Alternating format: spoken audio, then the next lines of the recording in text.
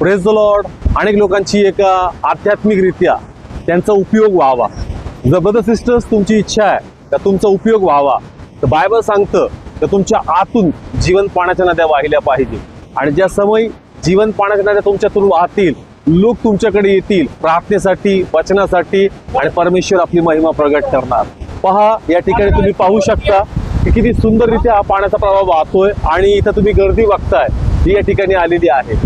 इतर समय या ठिकाणी लोक येणार नाही. ज्या पाण्याचा प्रवाह वाहील तर 100% लोक हे पाहण्यासाठी येतील. तर असंच आहे, तुमच्या आतमध्ये जर जीवन पाण्याचे प्रवाह वाहतील तर लोक येतील वचनासाठी, प्रार्थनेसाठी, इव्हन तुमच्या चर्चमध्ये येतील. पण जर पाण्याचा प्रवाह तुमच्या आतमध्ये नाहीये तर कोणीच येणार नाही. तुम्ही पाहू शकता, खडकाळ जागा आहे पण पाण्याचा प्रवाह वाहतोय म्हणून लोक या ठिकाणी येत आहे पाहण्यासाठी. म्हणून ब्रदर सिस्टर्स, जर तुमची इच्छा आहे तर तुमचा उपयोग व्हावा आणि परमेश्वर तुम्हाला त्याच्या गावासाठी यूज करावं, तर तुमच्या आतून ते नद्या वाहिल्या पाहिजे. Praise the Lord.